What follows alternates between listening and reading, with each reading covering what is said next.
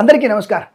మనకి 26వ తేదీ రోజున మనకు ఒక ముఖ్యమైనటువంటి పండుగ కూడా ఉంది. అది అశోకాష్టమిగా చెప్పబడుతోంది. అంటే 26/3/2026 గురువారం రోజున అశోకాష్టమి అనేటువంటి ఆ రోజునే భవాని అంటే అమ్మవారి ఉత్పత్తి, దుర్గమ్మవారికి ఉత్పత్తి. ఈ రోజున మనము కొంతమంది పిల్లలు అంటే కన్నె పిల్లలకి పూజ చేయడం, అంటే చిన్న పిల్లలకి పూజ చేయడం అనేది శరన్నవరాత్రుల్లో ఉంటుంది కదా, అలాంటి పూజనే ఈరోజు కూడా చేసేటువంటి అవకాశము చాలా బలంగా ఉంటుంది. అలాగే రాముణ్ణి కూడా ఈరోజు అర్చించడం, రామనవమి కూడా మిక్స్ అయింది కాబట్టి ఈ రెండు పూజలు మనం చేసుకునే ప్రయత్నాన్ని తప్పకుండా చెయ్యాలి అన్న విషయాన్ని గమనించండి.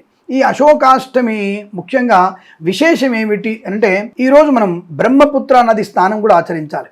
బ్రహ్మపుత్ర నది స్నానం అక్కడ దానికి ఎవరు వెళ్తారు? ఇప్పుడు అస్సాం వారికి ఎవరు వెళ్ళాలండి అంటే కనీసం మనం అక్కడి నుంచి ఏదన్నా ఎవరైనా మన వాళ్ళు జలము తెచ్చుంటే బ్రహ్మపుత్ర నది నీళ్ళని చల్లుకోవడం వల్ల చాలా మంచి అనుకూలమైనటువంటి సమస్త రోగ నాశములని పాపకర్మల నుంచి విముక్తి కలిగే అవకాశం బలంగా ఉంటుంది. కాబట్టి ఇటువంటి ప్రయత్నాన్ని మీరు తప్పకుండా చేయండి.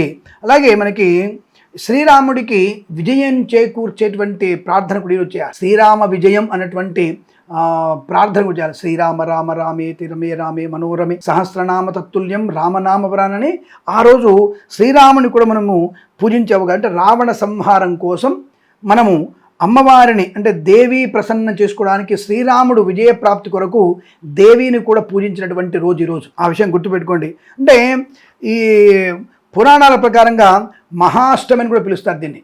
రాముడు రావణ సంహారం కోసం అమ్మవారిని పూజించినట్టుగా కొన్ని పురాణాల ద్వారా తెలుస్తుంది మనకి. ఈ విషయాన్ని గుర్తుపెట్టుకోండి. అలాగే ఈ రోజున అశోకాష్టమి అంటారు దీన్ని. అంటే సమస్తమైనటువంటి శోకముల నుంచి విముక్తి కలిగించడానికి అశోకాష్టమి అనేటువంటి పూజ చేస్తారు. ఈరోజు మనము అశోక వృక్షాన్ని పూజించాలి. అశోక మొగ్గలతో అమ్మవారిని అర్చన చేయాలి. అశోక పూలు ఉంటాయి కదా, అశోక పువ్వుల చేత మనం అమ్మవారిని పూజించే ప్రయత్నం చేస్తే ఇంట్లో మనలో ఉన్నటువంటి అనేక కష్టముల నుంచి విముక్తి కలగడానికి అవకాశం ఉంటుంది. అశోకం అంటే శోకాన్ని దూరం చేసేది, శోకము లేనిది అని అర్థం. కాబట్టి అశోక వృక్షాన్ని పూజించిన వారికి, ఆ మొగ్గలు తెచ్చి అమ్మవారిని పూజించిన వారికి నిశ్చయంగా సమస్త శత్రుపీడా పరిహారము కలిగి సంతాన సౌభాగ్య వివాహ యోగ్యతలు ఏర్పడడానికి అవకాశాలు మంచి మార్గం సుగమం అవుతుందన్న విషయాన్ని గమనించుకోవడం ఒకటి ముఖ్యమైనది. అలాగే ఈ చైత్ర నవరాత్రులు కదా వసంత నవరాత్రులు, ఈ వసంత నవరాత్రులు 8వ రోజు కాబట్టి ఈ యొక్క దుర్గాష్టమిగా ఈ చిన్నపిల్లల్ని పూజించడం, అలాగే అమ్మవారికి ఇష్టమైనటువంటి మనకి నిమ్మకాయల మాల అమ్మవారికి సమర్పణ చేయడం, ఇంట్లో నిమ్మకాయల దీపం పెట్టుకోవడం కూడా విశేషమైనటువంటి ఫలితాన్ని కలిగిస్తుంది. అలాగే ఈ రోజున ఎవరైనా సరే అమ్మవారి దేవాలయానికి వెళ్ళి కుంకుమార్చన చేసిన వారికి అద్భుతమైనటువంటి అమ్మ అనుగ్రహాన్ని పొందుకునే అవకాశాలు ఖచ్చితంగా ఉంటాయని చెప్పవచ్చును. అలాగే మనకి ఒరిస్సాలో ఈరోజు ఈ యొక్క చైత్ర శుద్ధ అష్టమి రోజున లింగరాజస్వామి పూజ చేస్తారు. అంటే ఒక రకంగా శివుణ్ణి పూజిస్తారు, బట్ అక్కడ లింగరాజస్వామిని పూజించేటువంటి ఆచారం కూడా ఉంది. ఎవరైనా మన వాళ్ళు ఒరిస్సాలో ఉన్నట్టయితే గిరిజాదేవి దేవాలయానికి వెళ్ళి, ఒరిస్సాలో మనకి గిరిజా అమ్మవారి దేవాలయం ఉంది, అక్కడ బ్రహ్మచేత స్థాపించినటువంటి ఒక శివలింగం ఉంది. అక్కడ మహా పెద్ద శివలింగం ఉంటుంది. గిరిజాదేవి శక్తిపీఠంలో కొద్దిగా మనకి మామూలు గుడి ఉంటుంది, గుడిలో లోతు ప్రాంతాల్లో కొద్దిగా శివలింగం ఉంటుంది. అది బ్రహ్మగారు స్వయంగా ప్రతిష్ఠించినటువంటి ఒక నమ్మకం శాస్త్రం చెప్తోంది.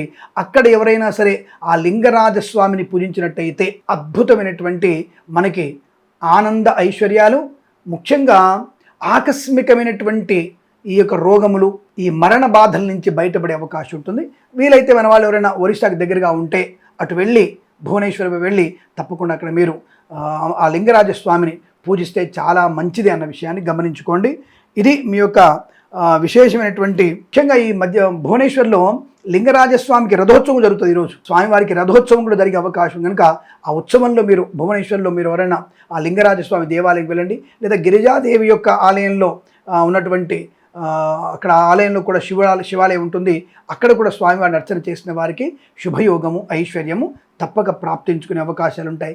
ఇవన్నీ కూడా నేను తెలుసుకొని మీకు చెప్తున్నటువంటి విశేషాలు. అందుకని మన ఛానల్ని సబ్స్క్రైబ్ చేసుకుంటే ఎన్నో కొత్త కొత్త విషయాలు మీకు చెప్పడానికి నాకు అవకాశం ఉంటుంది. అది మీ ద్వారా 10 మందికి పరిచయమై ప్రచారమైతే సమస్త లోక కళ్యాణం జరుగుతున్నటువంటి భావనతో ఈ విషయాలు మీకు చెప్తున్నాను. దయచేసి మన ఛానల్ సబ్స్క్రైబ్ చేసి 10 మంది చేసి సబ్స్క్రైబ్ చేయించండి, లైక్ చేయండి, ఫేస్బుక్ని కూడా ఫాలో అవ్వండి. శుభమస్తు. సర్వే జనా సుఖినో భవంతు. ప్రేమతో మీ కిరణ్ శర్మ.